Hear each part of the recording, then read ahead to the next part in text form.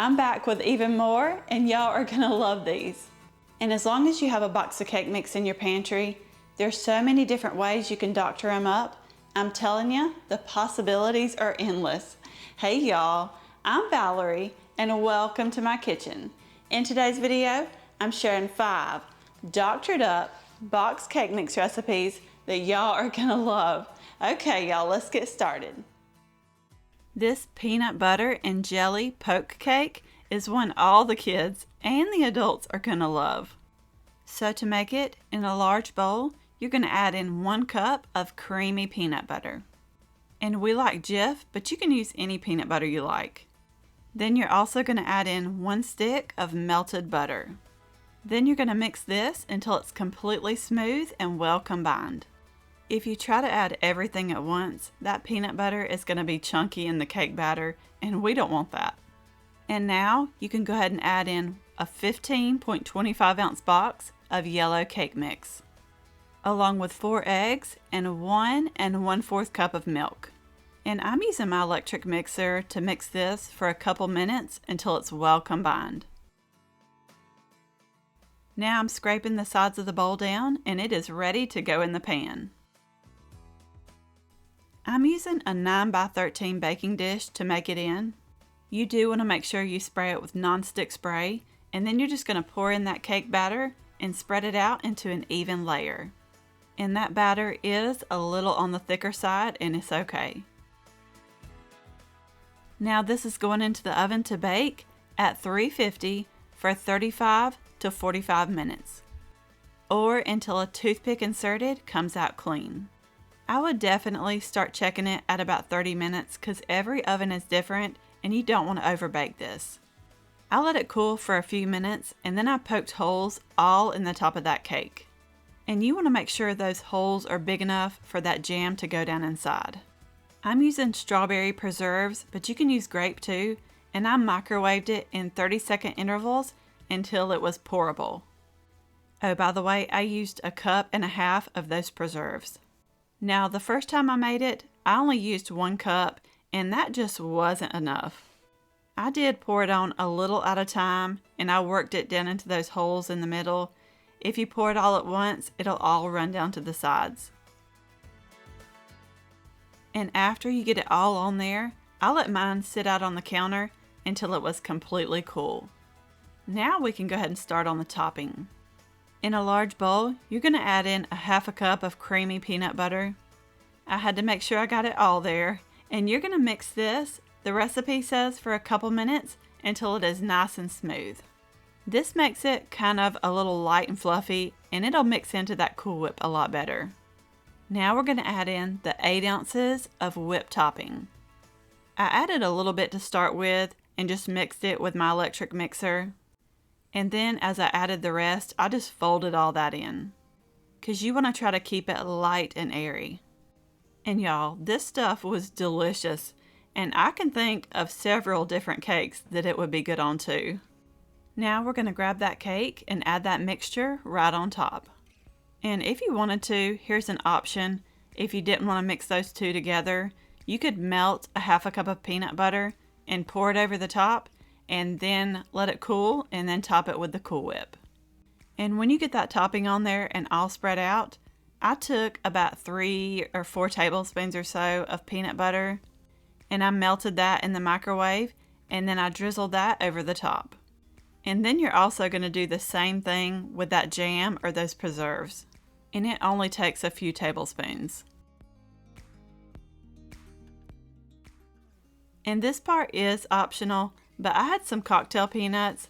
I prefer these over the dry roasted, but I gave those a rough chop and sprinkled them over the top.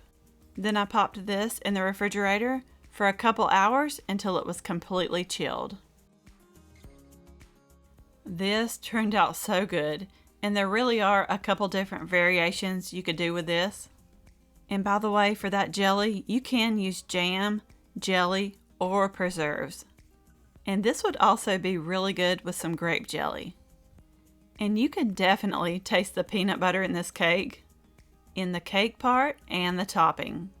And like I said, I've made this twice already. I had to try it before I shared it with you.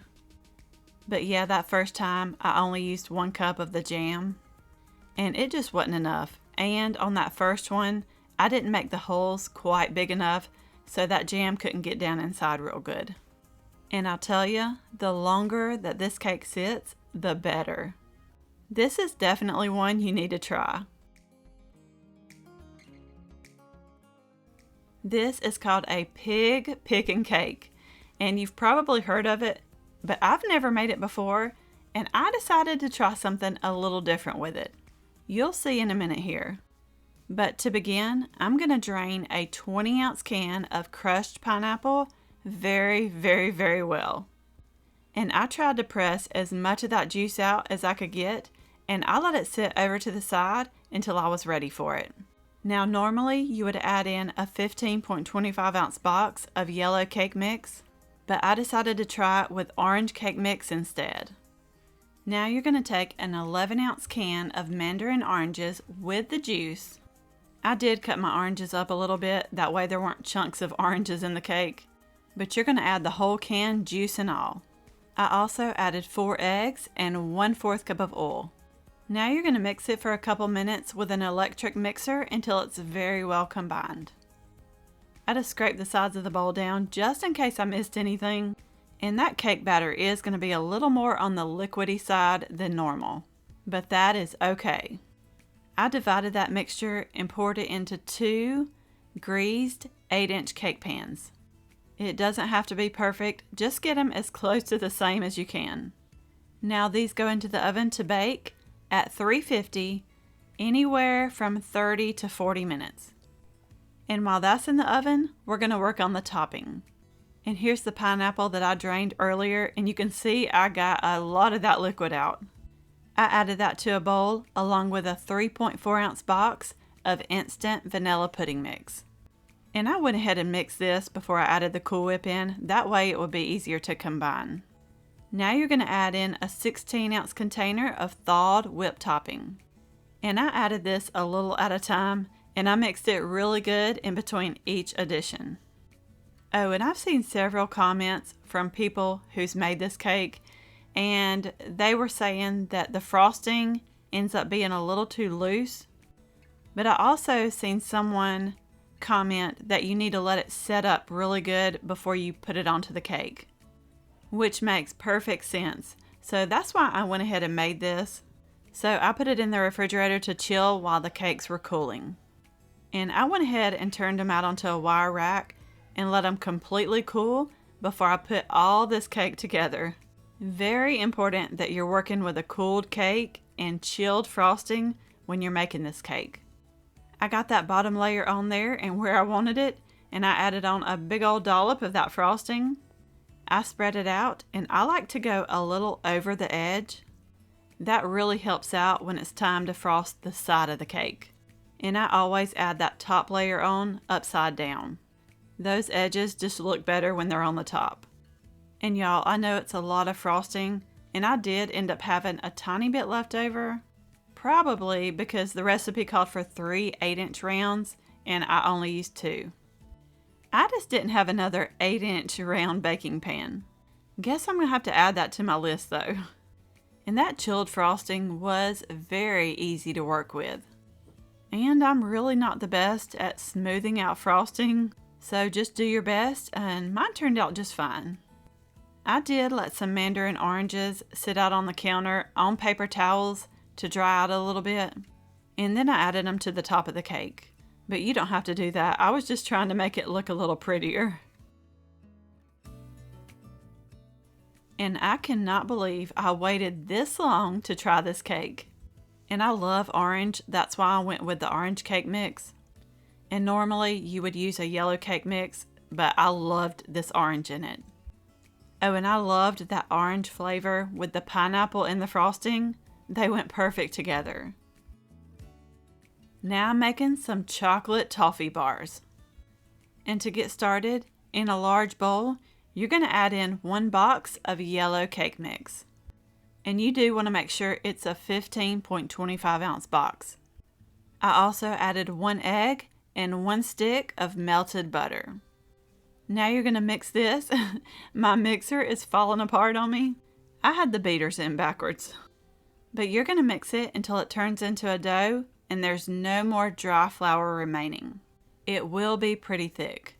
By the way, if you're new, I post a lot of box cake mix recipes. This is going to be the bottom layer of our bars, and we're going to make these in a 9x13 pan.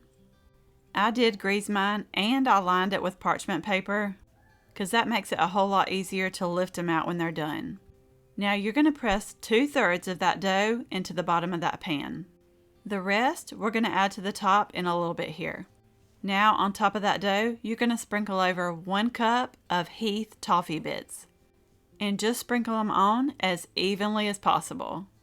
If you need to move them around and spread them out a little bit, you can. Now we're heading over to the stovetop so we can make the next layer. In a medium-sized saucepan, I added 1 can of sweetened condensed milk, along with 1 cup of semi-sweet chocolate chips, and a splash of vanilla. I let this cook over medium-low heat until it was completely melted and well combined. Now we're taking it off the heat and heading back over to the counter. And if you're tempted to not melt this together and just pour the sweetened condensed milk and chocolate chips on top, don't do that. Just trust the process. And you're going to drizzle that chocolate mixture evenly over the top. And you want to drizzle it as evenly as you can because look, right here you see there is no spreading it out when you're done. Those toffee bits were just moving all over the place, so I had to just stop. Now remember that remaining 1/3 of the dough that we saved earlier? I rubbed it between my hands and got it nice and crumbly, and then you're just going to sprinkle it evenly all over the top. By the way, if you're new, I would really love to have you here. I post easy box cake mix recipes all the time, so if that's something you're interested in, go ahead and hit that subscribe button so you don't miss out on any of my future videos. I baked this at 350 for 25 to 30 minutes. And I do not suggest going past 30 minutes. They're done when just around the edges, just a tiny bit, they start to turn golden brown. Just barely though. You do not want to overbake these. I let them cool completely and then I cut them into squares. Now, these will be good to have for yourself, but they would also be good to take to a family get-together or a potluck. These were definitely a new favorite right here. I will add just around the edges, just a little bit, was a little brown on the sides, a little chewier. So before I cut them into bars, I went around and cut off about 1/4 of an inch off the sides. And you see it's almost like a fudge-like texture on the inside. They were delicious.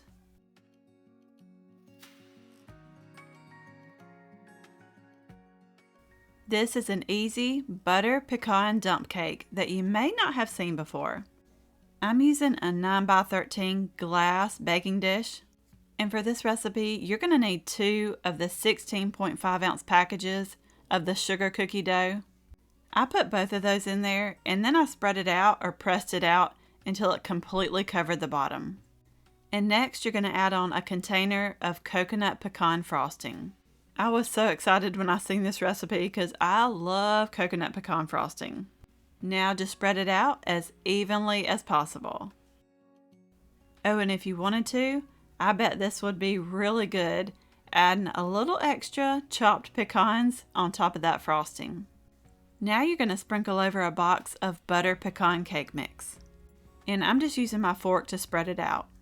And for the last step, you're going to drizzle over 1.5 sticks of melted butter. You can cut it into thin tabs and cover the top that way, but I just find it easier to pour on melted butter and then I kind of tilt the dish side to side and front to back to try to cover it completely.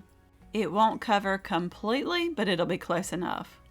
I let this bake at 350 for about 45 minutes. And I like making it in a glass dish because you're able to see how brown that cookie layer is getting on the bottom. And y'all, I had to dig into this right away. I topped it with vanilla ice cream, but it was still kind of falling apart. It was very soft.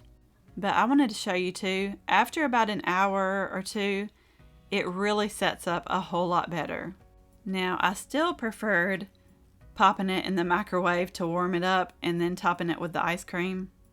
But this was easy to make and it was absolutely delicious. And if you make it, it's probably best served the day of. I mean, it'll still be good the next day, but the first day is the best. So this is not one I would recommend making ahead. If you love pistachios, you're going to love this pistachio bundt cake. In a large bowl, you're going to add in a 15.25 ounce box of yellow or white cake mix. Or I'm sure vanilla would be fine too. Now you're going to add in a small box of instant pistachio pudding mix. And I have to say, this looked very blue here. Now I'm adding a half a cup of finely chopped pistachios. And you're going to measure those after you chop them. And I did mine pretty fine. You're also going to add 4 eggs, 1 cup of Sprite or 7-Up soda, and I'm sure the diet would work just fine too. I also added a half a cup of vegetable oil. I also added a few drops of green food coloring because I was worried about that thing turning out blue. And you're going to add in 1/4 teaspoon of almond extract. Just be careful not to add too much of that because it is very strong. And I was so relieved when I seen that green cake batter. I guess I've just never paid attention to how blue-green that pistachio pudding is. After I got it all mixed up, I sprayed a bundt pan really good with nonstick spray. And then I poured it in and spread it out. Oh, and while I'm thinking about it, would y'all like to see some cakes made without box cake mix? More completely homemade? I'm just curious. Now this cake goes into the oven to bake at 350 for about 40 minutes. And every oven is different, so check it a little bit early. And it's done when the toothpick inserted comes out clean. This part is my favorite part of making a bundt cake. And this one came out perfectly. I guess I shouldn't have spoiled that for you. I can never seem to get this on there in the center though. I always have to wiggle it back to the middle. And it really turned out so good. If you want to, you can put frosting on it. Or you could make up a glaze and drizzle it over the top. But I just kept it simple and dusted it with powdered sugar. This turned out so good. We all loved it. You could also change out the pudding mix in here and even use a different nut if you don't care for pistachios. Also, if you don't have a bundt pan, you can easily make this cake in a 9x13. And if you don't like 7-Up, it really doesn't taste like 7-Up, but you could also use club soda, milk, or even water. But that carbonation makes this cake light and fluffy. Another option, you could add in about a cup of coconut flakes to that cake batter. That would be delicious. I really hope you enjoyed this video. You may also like these.